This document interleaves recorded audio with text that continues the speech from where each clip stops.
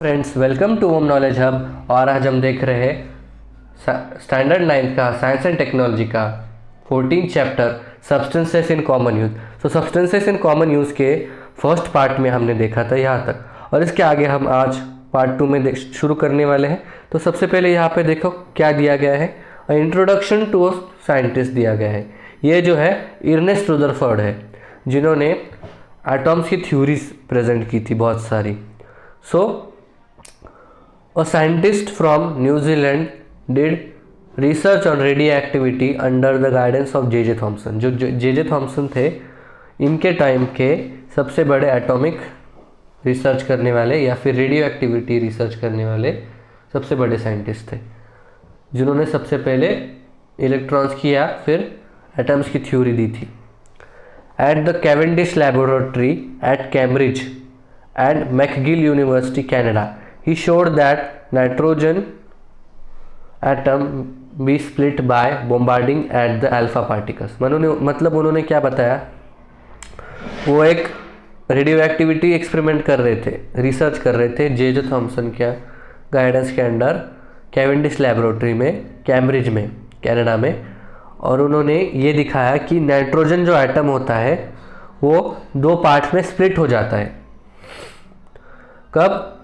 जब उस पर अल्फा पार्टिकल्स बॉम्बार्ड किए जाते हैं। This experiment ushered in a new era in the field of physics. मतलब ये एक्सपेरिमेंट ने न्यू एरा चालू किया फिजिक्स के फील्ड में। और आज अब आगे देख रहे हैं हम characteristics of alpha beta and gamma rays. So property of alpha beta and gamma rays देखेंगे हम। सबसे पहली प्रॉपर्टी है नेचर। जो अल्फ़ा रेस की जो नेचर है वो पॉजिटिव है, तो उसका जो करंट ऑफ अल्फ़ा होगा वो He++ पार्टिकल्स है, और जो बीटा का नेचर है वो है negative nature. So current of beta is E- particles. और नेक्स्ट प्रॉपर्टी है मास। तो अल्फ़ा रेस के मास क्या होगा, 4.0028 U, और बीटा रेस का मास क्या होगा 0.000548 U, और गामा रेस का कोई मास नहीं होता, नो मास। और अल्फ़ा रेस पे चार्ज होगा +2, बीटा रेस पे चार्ज होगा -1, और जो गामा रेस होते हैं वो इलेक्ट्रिकली न्यूट्रल होते हैं।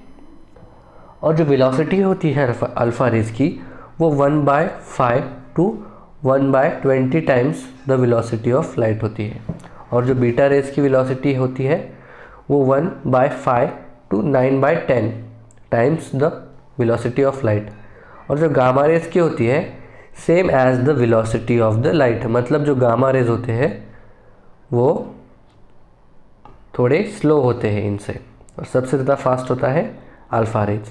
Deviation in the electric field, मतलब जो डेविएशन होता है उनका इलेक्ट्रिक फील्ड का वो क्या है। अल्फ़ा रेज का है attracted towards negatively charge plate. मतलब जो अल्फ़ा रेज है वो पॉजिटिव होते हैं, इसलिए वो नेगेटिवली चार्ज प्लेट की तरफ अट्रैक्ट होते हैं। और जो बीटा रेज है वो नेगेटिवली चार्ज है, इसलिए वो पॉजिटिवली चार्ज प्लेट के तरफ अट्रैक्ट होते हैं।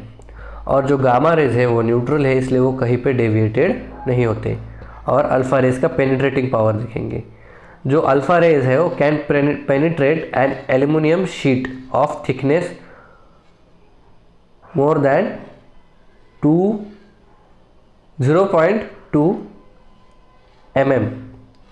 जो 0.02 mm है उसके अंदर वो पेनिट्रेट कर सकती है, मतलब उसके आर पार हो सकती है। और जो बीटा रेज है can penetrate aluminium sheet of thickness 2 mm which is 100 times the penetration of alpha raise.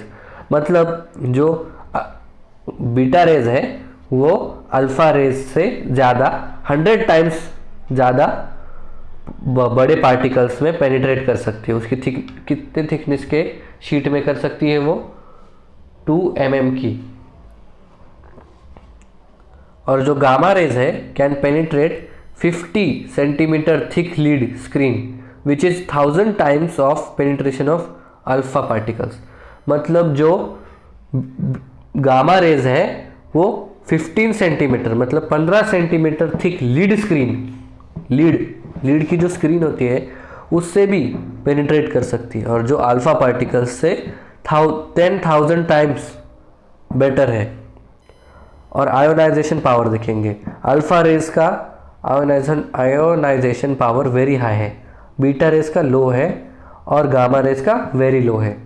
Power to produce Florence, जो अल्फ़ा रेज का पावर टू प्रोड्यूस फ्लोरेंस है, मतलब लाइट को प्रोड्यूस करने का पावर, वो वेरी हाई है, और जो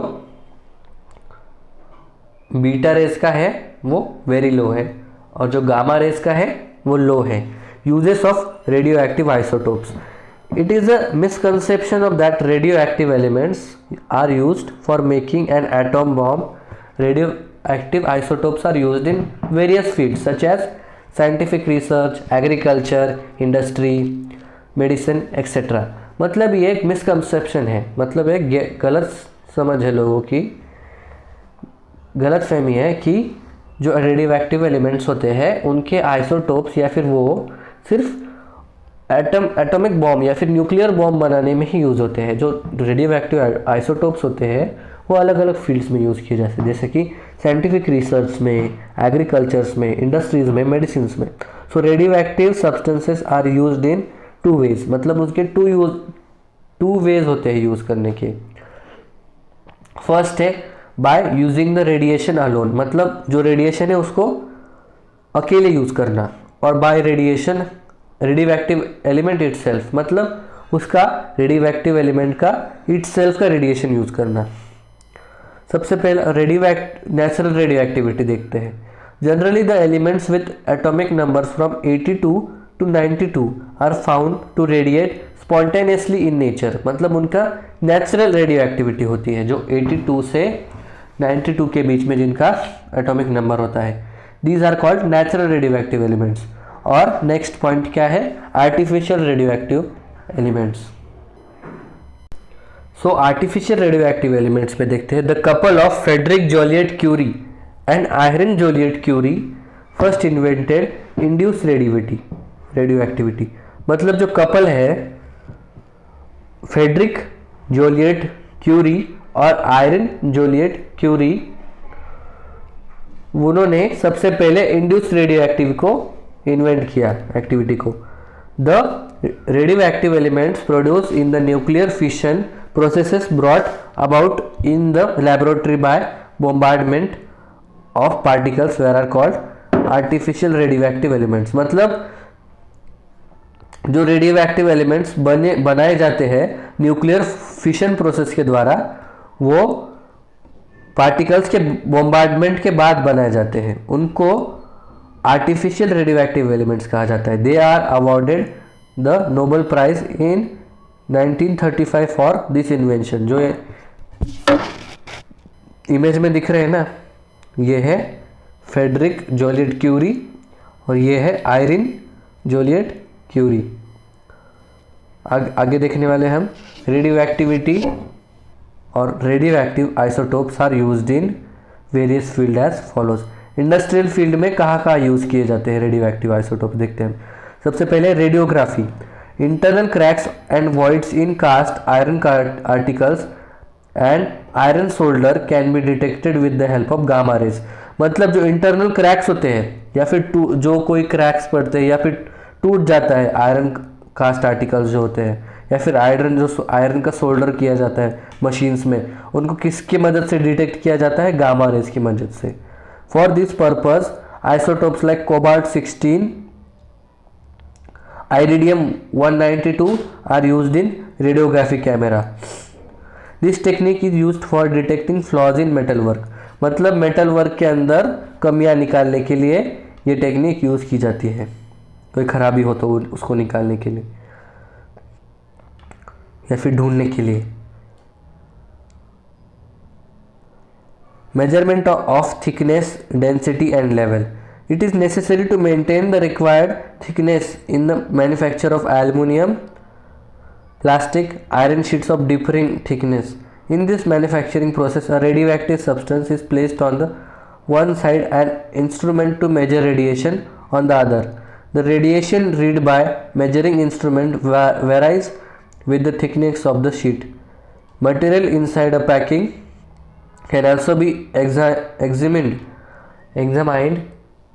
examined by the same technique। मतलब देखो, जो मैन्युफैक्चरिंग होती है एल्युमिनियम, प्लास्टिक और आयरन शीट्स में, उनको थिकनेस पे बहुत ध्यान देना पड़ता है। इसलिए थिकनेस को बनाए रखने के लिए उनकी वो एक रेडिएशन इंस्ट्रूमेंट को एक साइड पे लगाते हैं, रेडिएशन सब्सटेंस को, और एक इंस्ट्रूमेंट को रेडिएशन के दूसरे तरफ, और जब वो पास करता है कोई शीट या फिर एलिमेंट तो उनकी उसकी थिकनेस मेजर की जाती है। और जो मटेरियल पैकेजिंग के इनसाइड होता है उसको भी इस टेक्निक से एग्जामिन किया जा सकता है। लुमिनेसेंट पेंट एंड रेडियोलेंस लुमिनेसेंस, जो the radioactive substance radium, promethium, tritium is some phosphor are used to make certain objects visible in the dark, for example the hands of clock and certain other objects। Krypton 85 is used in HDI, high intensity discharge lamps, while Promethium 147 is used in portable X-ray units as source of beta rays। मतलब जो radio active substance होते हैं radium, promethium, tritium, उनको as a phosphor use किया जाता है और अंधेरे में चमकने के लिए या फिर दिखने के लिए कुछ सब्सटेंस का। जैसे जो घड़ी के कांटे होते हैं उन पे रेडियम लगाया जाता है तो वो अंधेरे में चमकते हैं। आपके पास बचपन में वो वैसी घड़ी बहुत बार होती होगी। And certain other objects. और जो क्रिप्टॉन 85 है वो HDI मतलब हाई इंटेंसिटी डिस्चार्ज लैंप्स में यूज किया जाता है, और जो प्रोमेथियम 147 है वो पोर्टेबल एक्सरे यूनिट्स में as source of beta rays use किया जाता है। Use in ceramic articles, luminous colours and use to decorate ceramic tiles, utensils, plates etcetera. Earlier uranium oxide was use in this paints. मतलब जो luminous चमकने वाले colour होते हैं decorate करने के लिए सिरेमिक टाइल्स को, प्लेट्स को, यूटेंसिल्स को, वो यूरेनियम ऑक्साइड से बनाए जाते थे पहले। Fields of agriculture, the genes and chromosomes that give seeds properties like fast grow, higher productivity, it can be modified by radiation. मतलब जो क्रोमोसोम्स और जीन्स होते हैं जो सीड्स को जल्दी ग्रोथ करने में या फिर हाई प्रोडक्टिविटी देने में मदद करते हैं, उनको मॉडिफाई किया जाता है रेडिएशन से, किया जा सकता है। The radio active isotopes cobalt 60 वो फूड प्रिजर्वेशन में यूज्ड होता है, used for food preservation. Onions, potatoes are irritated with gamma rays for cobalt 16 to prevent their sprouting। मतलब जो ऑनियंस और पोटैटोज होते हैं वो ख़राब हो जाते हैं, उनको स्प्राउट्स आ जाते हैं जल्दी, तो उनको ये कम करने के लिए, उनकी इस प्रोसेस स्लो करने के लिए उन पे गामा रेस किए जाते हैं फ्रॉम कोबाल्ट 16। वो जो स्ट्रॉन्टियम 90 है वो ट्रेसर में यूज़ किया जाता है to research on various crops. मतलब वेरियस क्रॉप्स को रिसर्च करने के लिए ट्रेसर में यूज़ किया जाता है स्ट्रॉन्टियम 90। मेडिकल साइंस में देखते हैं polycythemia, the blood red blood cell count increases in disease polycythemia. मतलब जो रेड ब्लड सेल्स होते हैं RBC उनका काउंट बहुत बढ़ जाता है इस डिसीज में, पॉलीसाइथेमिया में। जो फॉस्फोरस 32 है वो एक रेडियो एक्टिव एलिमेंट है, आइसोटोप है, तो उसका यूज़ किया जाता है इस ट्रीटमेंट में। बोन कैंसर में भी strontium 89, strontium 90, samarium 153, radium 223 are used in treatment of bone cancer. देखो ये जो बोन कैंसर में जो रेडिएशन थेरेपी होती है उसको रेडियोग्राफी कहते हैं, रेडियोथेरेपी। इसमें ना कैंसर में दो टाइप की थेरेपीज होती है, क्या होती है, केमोथेरेपी और एक होती है रेडिएशन थेरेपी, मतलब उसको रेडियोथेरेपी बोलते हैं। Tumour detection, boron 10, iodine 131, cobalt 16 are used in treatment of brain tumour, while arsenic 74 is used in detection of small tumors in body. Body में जो स्मॉल ट्यूमर्स होते हैं उनको डिटेक्ट करने के लिए आर्सेनिक 74 का यूज किया जाता है। Hazards of radio active substance and radiations, मतलब हानिकारक रेडिएशन के जो नुकसान होते हैं वो क्या है। Central nervous system is affected by radio active radiations, मतलब जो हमारा नर्वस सिस्टम है उस पर बहुत एडवर्स मतलब गलत इफेक्ट्स हो सकते हैं रेडियो एक्टिव रेडिएशंस के। जो हमारे अंदर हेरिडिटरी डिफेक्ट्स होते हैं वो generated by bombardment of radiation और डीएनए इन द बॉडी, मतलब जो न्यूक्लियर बॉम्ब्स फूटे थे ना हिरोशिमा नागासाकी में वर्ल्ड वॉर के टाइम पे, जिन फैमिलीज उनसे सफ़र हुई और ज़िंदा रही ना, उनके अंदर डीएनए में वो हेरिडिटरी डिफेक्ट्स हो गए। तो अभी तक वो फैमिलीज के जो ऑफस्प्रिंग्स है या फिर उनके जो वंशज है उनके कुछ हेरिडिटरी डिफेक्ट्स होते हैं, उनके किसी के हाथ पाँव बहुत बड़े होते हैं, किसी के हाथ पाँव बहुत छोटे होते हैं। इसलिए जो रेडियो एक्टिव एलिमेंट्स होते हैं उनके हेरिडिटरी मतलब जो आनुवंशिक होते हैं वो बहुत सारे डिफेक्ट्स पैदा कर सकते हैं। इसलिए रेडियो एक्टिव एलिमेंट बहुत खतरनाक होते हैं। इसलिए न्यूक्लियर बॉम्ब्स के यूज़ पे यूनेस्को ने या फिर वर्ल्ड यूनाइटेड नेशंस ने एक ट्रीटी साइन की है। Radio active radiation can be penetrate the skin and causes diseases like skin cancer and leukaemia, मतलब जो रेडियो एक्टिव रेडिएशन होता है वो स्किन के अंदर पेनिट्रेट कर सकता है और जिसकी वजह से स्किन कैंसर होता है। जो लोग न्यूक्लियर रिएक्टर्स में काम करते हैं उनको बहुत ज़्यादा जल्दी स्किन कैंसर हो सकता है।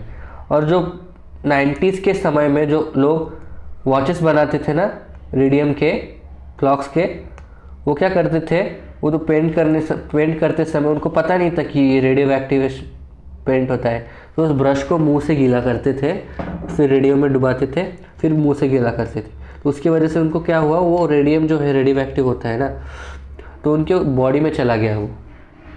इसकी वजह से बहुत जो फैक्ट्रीज में काम करती थी ना वो औरतें, उनकी हेल्थ बहुत ख़राब होने लगी। तब से फिर वो जो क्लॉक्स बनाई जाती है ना रेडियम की, वो ह्यूमंस के द्वारा नहीं बनाई जाने लगी, वो मशीन्स के द्वारा बनाई जाती है। The radio active pollutants create due to explosions entire body through air and it's difficult to control them, मतलब जो रेडियो एक्टिव पॉल्यूटेंट्स होते हैं वो एक्सप्लोजन कर सकते हैं बॉडी के अंदर थ्रू एयर, और उनको कंट्रोल करना बहुत डिफ़िकल्ट होता है। Radio active pollutants released in the sea entered bodies of fishes through them enter human body, मतलब जो रेडियो एक्टिव पॉल्यूटेंट्स होते हैं अगर वो पानी में सी में रिलीज हो जाए तो वो फिशेस के बॉडी में एंटर करेंगे और उसके बाद ह्यूमन के बॉडी में इजीली इंटर करेंगे, क्योंकि ह्यूमंस फिशेस को खाते हैं। The radio active paints on watch can causes cancer, मतलब मैंने बताया ना कि जो रेडियो एक्टिव पेंट होता है वॉच के ऊपर जिससे वो ग्लो करता है, वैसे वॉचेस है ना ज़्यादातर यूज़ मत करा करो, क्योंकि उससे कैंसर हो सकता है, क्योंकि उसमें रेडियो एक्टिव रेडिएशन होता है। वैसे भी वो कम हो गई बहुत सारी वॉचेस अभी। The radio active isotopes strontium 90 can enter the body through plants, fruits, fishes, मतलब जो स्ट्रोंटियम है, स्ट्रोंटियम 90 रेडियो एक्टिव एलिमेंट, वो प्लांट्स के, फ्रूट्स के, फ्लावर्स के, सीरियल्स के, मिल्क के द्वारा, मतलब सीरियल्स के द्वारा, उनके द्वारा हमारे बॉडी में एंटर कर सकता है, जिससे बोन कैंसर और ल्यूकेमिया हो सकता है। Peep into the past, Chernobyl disaster, देखो ये चेरनोबिल डिजास्टर है ना, बहुत बड़ा था। इसमें क्या हुआ था, एक न्यूक्लियर रिएक्टर फूटा था और जिसके रेडिएशन से पूरा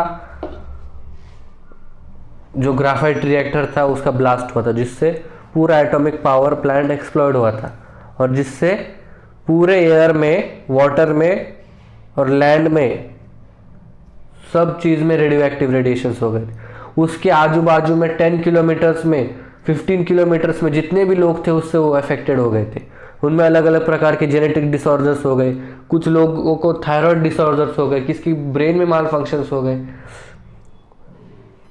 अभी भी वो लोगों को तकलीफ होती है, मालूम है क्या।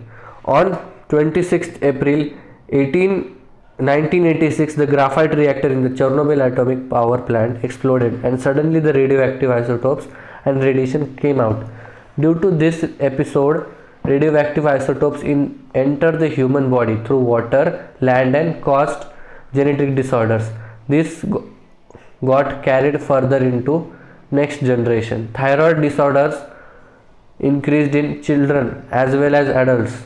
As a result, the incidence of thyroid diseases is greater there than other places. मतलब यहाँ पे थायराइड डिसीजेस बहुत हो गई क्योंकि इस रेडियो एक्टिव एलिमेंट्स की वजह से थायराइड बहुत लार्ज हो रहा था लोगों का, तो अदर प्लेसेस से ज़्यादा यहाँ पे थायराइड डिसीजेस बहुत थी लोगों को। Some chemical substances in day to day life, the food that we eat, objects like clothes, utensils, watches, medicine and other substance made from various kind of matter. This affect on health directly or indirectly. Let us learn about such substances. A sweet shop looks attractive because of colorful sweets displayed there. Which colors are used in substances? देखो food colours use किए जाते हैं, कुछ synthetic होते हैं, कुछ naturals होते हैं। A doctor gives you medicine when you fall ill. What are the medicine made from? देखो मेडिसिन में कलर होते हैं, कुछ केमिकल सब्सटेंस होते हैं, कुछ फ्लेवर्स होते हैं मेडिसिन में। फूड कलर्स एंड इसेंसेस, देखो यहाँ पे food colours are mixed in soft drinks and food stuffs available in the market. This food colours are in form of powders, gels and paste. मतलब जो फूड कलर्स होते हैं वो soft drinks में और फूड स्टफ्स में mix किए जाते हैं जो मार्केट में मिलते हैं।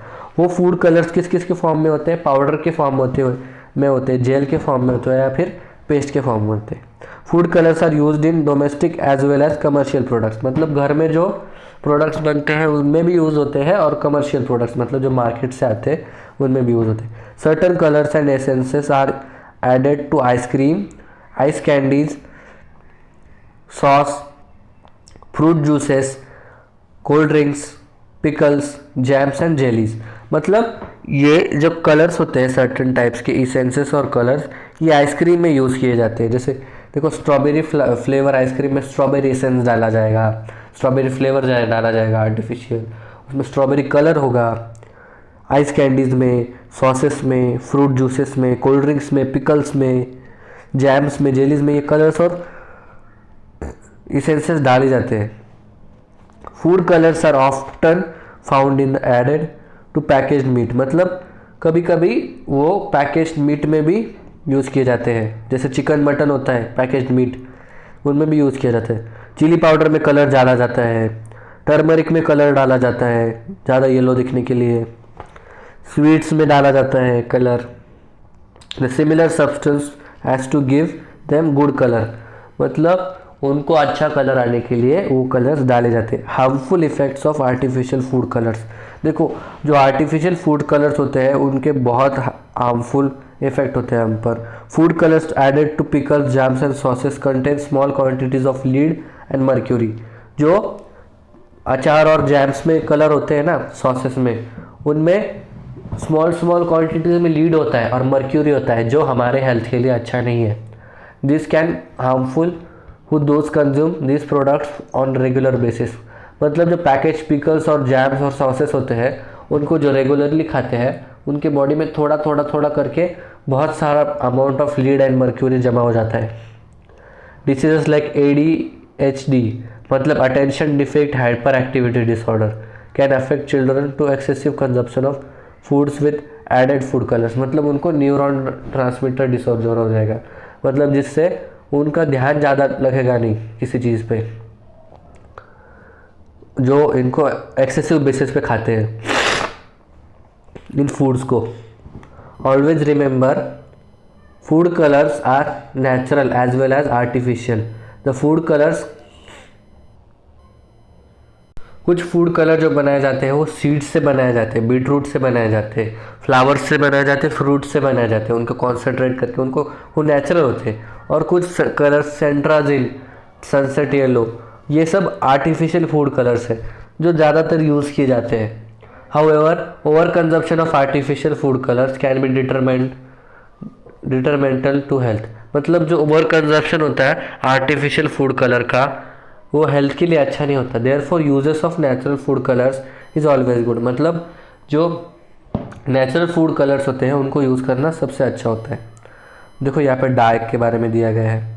The coloured substance which is used on article in parts of colour to the article it is called a dye. मतलब जो कलर यूज़ किया जाता है आर्टिकल्स को देने के लिए उनको डाई बोलते हैं। Generally dye is soluble in water and insoluble in oil. मतलब जो डाई होता है वो वाटर में सोल्यूबल होता है लेकिन ऑयल में वो मिक्स नहीं होता। Often a mordant has to be used fix the colour after dyeing a cloth. मतलब जो मॉर्डेंट होता है वो फिक्स किया जा सकता है बाय वो क्लॉथ को कलर करने के बाद। Plants are main source of colour from preparing a natural dye. Roots, leaves, flowers, bark, fruits, seeds, fungus and pistil are used for making natural dyes. In Kashmir a very good dye is made from saffron. मतलब कश्मीर में जो है केसर से एक अच्छा die बनाया जाता है। केसर पता है ना आपको? Which is used by dye fibres from which saris. मतलब साड़ीज़ जो होती है, साड़ीज़ जो महंगी महंगी साड़ीज़ होती है उनको कलर करने के लिए केसर यूज़ किया जाता है। Shawls and dresses they are very costly. केसर से कलर करेंगे तो कॉस्टली होगा ना, केसर कितना महंगा होता है। Many peoples are engaged in the occupation as means of earning livelihood. The use of henna leaves to colour hair is safe for health. मतलब जो मेहंदी के पत्ते होते हैं, हीना के पत्ते वो हेयर को कलर करने के लिए सेफ होते हैं। William Henry Perkin invented an artificial dye in 1856। मतलब हेनरी पेरकिन जो है, विलियम हेनरी पेरकिन उन्होंने 1856 में आर्टिफिशियल डाई की खोज की। Artificial dyes are classified into many types on the basis of chemical properties and solubility. जो पेट्रोलियम प्रोडक्ट्स होते हैं और मिनरल्स होते हैं वो ज़्यादातर डाइज में यूज़ किए जाते हैं। आप देख रहे हैं uses. There are uses for colouring clothes and hair को कलर करने के लिए, क्लोथ्स को कलर करने के लिए डाइज का यूज़ किया जाता है। Fluorescent colours are used. जो फ्लोरोसेंट कलर्स होते हैं वो जो स्ट्रीट बोर्ड्स होते हैं, मतलब रास्ते पे जो बोर्ड्स लगाए जाते हैं रास्तों पे, उनको नाइट में विजिबल करने के लिए चमकने वाले कलर्स यूज़ किए जाते हैं। अंधेरे में भी वो बोर्ड्स दिखे इसलिए। Dyes are use to polish leather shoes, purses and chappals. मतलब लेदर के जो शूज़ होते हैं, चप्पल होते हैं, पर्सेस होते हैं, उनको पॉलिश करने के लिए भी डाई यूज़ किए जाते हैं। देखो adverse effects on dye. Dyeing hairs can adverse effect like hair fall, damage of hair structure, burning of skin, adverse effect on eyes etcetera. मतलब जो लोग हेयर डाई करते हैं आर्टिफिशियल डाइज से, उनको क्या क्या प्रॉब्लम्स आ सकती है। देखो उनका हेयर फॉल हो सकता है ज़्यादातर, उनका हेयर टेक्सचर डैमेज हो सकता है, उनकी स्किन बर्न हो सकती है, जो स्कैल्प पे जो स्किन होती है ना वो बर्न हो सकती है, और उनके आइज़ पे, मतलब उसमें पेट्रोलियम प्रोडक्ट्स होते हैं ना, इसलिए उनके आइज़ को भी इफेक्ट हो सकता है। Lipstick contains a dye named carmine. मतलब लिपस्टिक में एक डाई होता है जो लिपस्टिक को डार्क कलर देता है। It does not effect on lip but causes stomach disorders. मतलब अगर आप लिपस्टिक लगाकर कुछ खा रहे हैं तो वो लिपस्टिक आपके पेट में जा रही है ना, आपके पेट में जा रही, तो वो कैरामाइन भी आपके पेट में जा रहा है, तो इसकी वजह से आपको पेट के कुछ डिसऑर्डर, स्टमक डिसऑर्डर्स हो सकते हैं। Excessive use of plants for making natural dyes result in distortion of environment. मतलब डाइज बनाने के लिए बहुत ज़्यादा प्लांट्स का यूज़ किया जाए तो इन्वायरमेंट इम्बैलेंस हो सकता है, प्लांट्स ख़त्म हो सकते हैं। What problems do you get after playing colors on रंग पंचमी? कुछ रिएक्शंस होते हैं ना कलर्स के, कुछ कलर्स आर्टिफिशियल होते हैं, उनको रिएक्शन होते हैं, कुछ कलर्स निकलते नहीं, कुछ से रैशेस आ जाते हैं। Which colours will you use to prevent occurrence of this problems? हमें नेचुरल कलर्स यूज़ करने चाहिए जिससे कि ये प्रॉब्लम्स, रैशेस, फंगल्स, इन्फेक्शंस ना हो या फिर कलर जल्दी निकल जाए। What problem do you have painting house and furnitures, मतलब जब हम हाउस को पेंट करते हैं और फर्नीचर को पेंट करते हैं तो कुछ कलर नीचे गिर जाता है, फिर वो निकलता नहीं है। We regularly use artificial colours on Rang Panchami, मतलब हम ज़्यादातर आर्टिफिशियल कलर ही यूज़ करते हैं रंग पंचमी। डेकोरेटिंग हाउस बाय पेंटिंग, मतलब कलर देते हैं हम घर को। The red colour use on Rang Panchami is very dangerous, मतलब जो रेड कलर बनता है या फिर बनाया जाता है रंग पंचमी में जो आर्टिफिशियल होता है वो बहुत डेंजरस होता है। It contains high proportion of mercury in it, मतलब उसमें हाई प्रोपोर्शन ऑफ मर्क्यूरी होता है। देखो यहाँ पे दिखाया है ना, ये ऐसे रैशेस हो जाते हैं स्किन पे अगर हमने केमिकल कलर्स यूज़ किए तो। देखो कैसे रैशेस हो गए। मर्क्यूरी होती है, मर्क्यूरी हमारे बॉडी के लिए बहुत खतरनाक होती है। This poses risk like blindness, skin cancer, asthma, itching of the skin, मतलब अगर ये ब्लड स्ट्रीम में अंदर तक गया कलर तो हम उससे ब्लाइंड भी हो सकते हैं। आंखों में गया तो ब्लाइंडनेस हो सकती है, स्किन कैंसर हो सकता है स्किन के अंदर गया तो, किसी किसी का तो अस्थमा हो सकता है। Itching of skin, permanent blocking of sweat pores, मतलब अगर उसने अगर हमारे बॉडी के पोर्स को बंद कर दिया तो हमारे स्वेट पोर्स भी बंद हो जाएंगे जिससे पसीना बाहर आता है। Therefore it is necessary to that artificial colors are not used cautiously, मतलब उनको सावधानी से यूज़ किया जाए या फिर उनको यूज़ करना बंद ही किया जाए। Find out hazardous chemicals present in artificial colours and their harmful effects, मतलब बहुत ज़्यादा खतरनाक होते हैं आर्टिफिशियल कलर्स, उसमें बहुत ज़्यादा केमिकल्स होते हैं। प्रिपेयर, उन्होंने देखा बोला है try this, prepare colours from Rang Panchami from natural resources such as beet roots, flowers of flame forest, spinach मतलब पालक, बीट रूट से, पत्तों से, फ्लावर्स से, और फ्लेम ट्री मतलब गुलमोहर होती है उससे कलर्स बनाओ। डिओड्रेंट, हमारा नेक्स्ट टॉपिक है deodorant. Body order is caused by bacterial decomposition of sweat, मतलब स्वेट में जो बैक्टीरिया होता है उनका डिकम्पोजिशन होना चालू हो जाता है, इसलिए बॉडी ऑर्डर आता है, बॉडी से एक गंदी स्मेल आती है। और deodorant is use to prevent this order, मतलब डिओड्रेंट होता है इस ऑर्डर को या फिर महक को बंद करने के लिए यूज़ किया जाता है। Everybody likes a fragrant deodorant to remain fresh the whole day, मतलब सबको एक फ्रेग्रेंट महकने वाला अच्छा डिओड्रेंट चाहिए रहता है फ्रेश फील करने के लिए पूरे दिन के लिए। School children use deo on large scale, मतलब जो स्कूल के जो स्टूडेंट्स होते हैं या फिर चिल्ड्रंस होते हैं वो डिओ को बहुत लार्ज स्केल में यूज़ करते हैं। The large scale use of deo is adolescent is a result of the advertisement shown on the television, मतलब वो जो लार्ज स्केल में यूज़ किया जाता है डिओ वो अच्छा नहीं होता, उसका जो रिज़ल्ट होता है वो ख़तरनाक होता है। लेकिन उसका किसकी वजह से ये सब होता है, जो एडवर्टीज़मेंट आते हैं टेलीविज़न पे, आप डिओ लगाओगे तो आप कूल लगोगे, वैसे एड्स देख के बच्चों को ऐसा लगता है कि हम भी डिओ लगाएं। डिओड्रेंट कंटेन्स पैराबेंस, देखो पैराबेंस होते हैं उसमें, बहुत पैराबेंस बहुत खतरनाक होते हैं। देखो कौन से पैराबेंस होते हैं, मिथाइल, इथाइल, प्रोपाइल, बेंजाइल और butyl. Also alcohol in large proportion, देखो उसमें अल्कोहल होता है इसलिए वो फ्लेमेबल होता है। कोई भी डिओ लो उसमें आग जल्दी लग जाती है, वो फ्लेमेबल होता है क्योंकि उसमें अल्कोहल प्रोपोर्शन ज़्यादा होता है। Aluminium compounds and silica are used also use, मतलब जो एल्युमिनियम कंपाउंड्स होते हैं और सिलिका होती है वो भी यूज़ किए जाते हैं डिओज में। Ordinary deo, it contain smaller proportion of aluminium, ये जो ऑर्डिनरी डिओज होते हैं वो सिर्फ डिक्रीज करने में यूज़ किए जाते हैं स्वेट ऑर्डर को। एंटी परस्पिरेंट डिओ, जो स्वेट को डिक्रीज करते हैं, मतलब इससे स्वेट पसीना आना ही कम हो जाता है। It contains about 50% of aluminium chlorohydrate, जिससे हमारे स्किन के जो स्वेट पोर्स होते हैं वही ब्लॉक हो जाते, क्लॉग्स हो जाते थे, उसमें क्लॉग्स आ जाते हैं।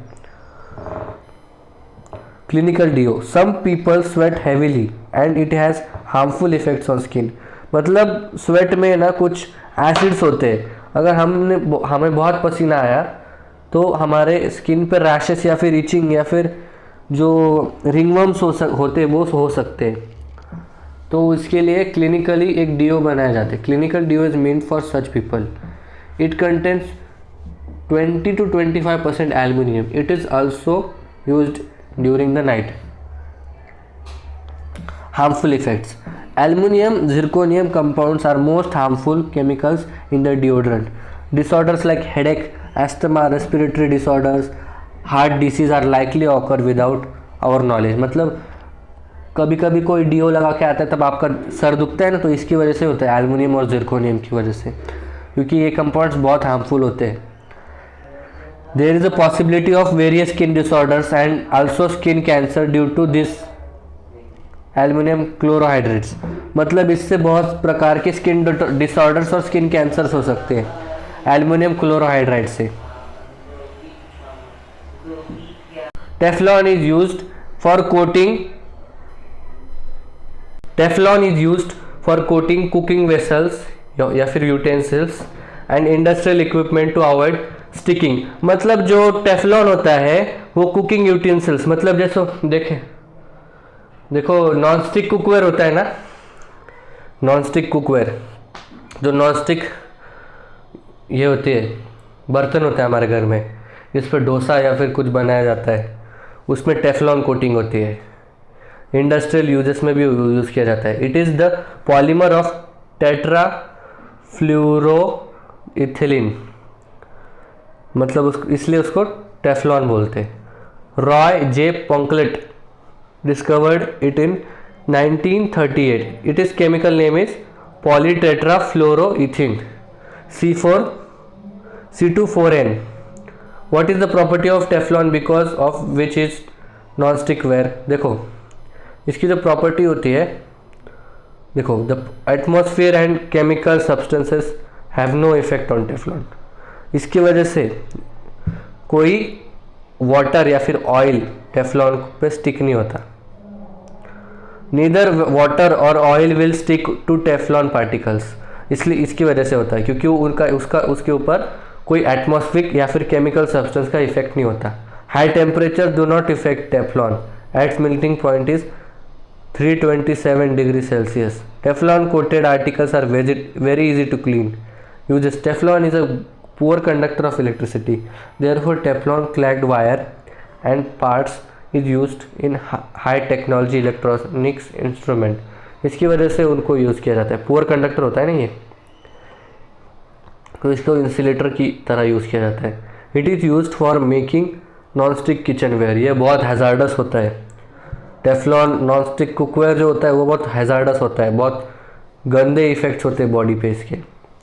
The colored metal sheets of two-wheeler and four-wheelers are given Teflon coating to protect them from damage due to high temperature and rain. बारिश और गर्मी की वजह से वो जो बाइक्स पे और जो कार्स पे जो कलर दिया जाता है मेटल शीट्स पे, वो टेफ्लॉन की वजह से निकलता नहीं। Powder coating is the method of applying a layer harder than paint on the surface of iron objects to prevent rusting. मतलब जो पाउडर कोटिंग होती है वो अप्लाई की जाती है, उसकी एक लेयर अप्लाई की जाती है। हार्डर पेंट मतलब जो पेंट से हार्डर होती है सरफेस पे आयरन ऑब्जेक्ट्स के, जो रस्टिंग को वो उसको जंग भी नहीं लगता अगर उसको उससे कोट किया जाए तो। देखो in this method a polymer resin a pigment and some other ingredients are mixed. मतलब उसको सबसे पहले मेल्ट किया जाता है, फिर मिक्स किया जाता है, फिर उसको कूल्ड किया जाता है और ग्राउंड इनटू यूनिफॉर्म पाउडर, मतलब उसको पीसा जाता है पाउडर के अंदर। This powder is spread on the polished metal surface by electrostatic spray disposal. मतलब एक स्प्रे से उसको उस पर स्प्रेड किया जाता है। In this method the particles of powder as are given an electrostatic charge due to which a uniform layer of the powder sticks to the metal surface. मतलब एक उससे इलेक्ट्रोस्टैटिक चार्ज पैदा होता है जिससे जो पाउडर का यूनिफॉर्म लेयर होता है वो सरफेस पे स्टिक रहता है, उसको पकड़ा रहता है सरफेस को। Then the object is heated in the over along the coating, मतलब उसको ऑब्जेक्ट को हीट किया जाता है जिससे वो पूरी तरह चिपक जाए। A chemical reaction occurs in the layer resulting in the formation of long cross linked polymeric chains, जिससे एक केमिकल रिएक्शन होता है जिससे long cross linked polymer chains बनती है उसमें। This powder coating is highly durable, मतलब ये बहुत दिन तक चलती है। हार्ड एंड अट्रैक्टिव, मतलब ये बहुत, इस पाउडर कोटिंग से वो सब्सटेंस बहुत हार्ड हो जाता है और दिखने में भी अच्छा होता है। Powder coating can be done on plastic and medium density fibre MDF board in day to day use as well. Ionising, देखो, a protective layer is form naturally on the surface of aluminium metal by reaction with oxygen in the air, मतलब जो aluminium होता है उसका अगर oxygen, air के अंदर oxygen के साथ रिएक्शन हुआ तो उसके ऊपर एक प्रोटेक्टिव लेयर नेचुरली बन जाती है। In the ionising process this layer can be made of the desired thickness, मतलब इस प्रोसेस से इस लेयर को एक जैसे चाहिए वैसे थिकनेस दी जा सकती है। Ionising is done by electrolysis, electrolysis process के द्वारा आयोनाइजिंग की जाती है। Dilute acid is taken in the electrolytic cell and the aluminum article is dipped in the anode. When the electric current is passed, hydrogen gas is released at the cathode and oxygen gas at anode. A reaction with oxygen occurs and layer of hydrated aluminum oxide is formed on the anode, the iron article. This layer can be made attractive by adding color in the cell during electrolysis. We use anodized cooking utensils like griddles and cookers.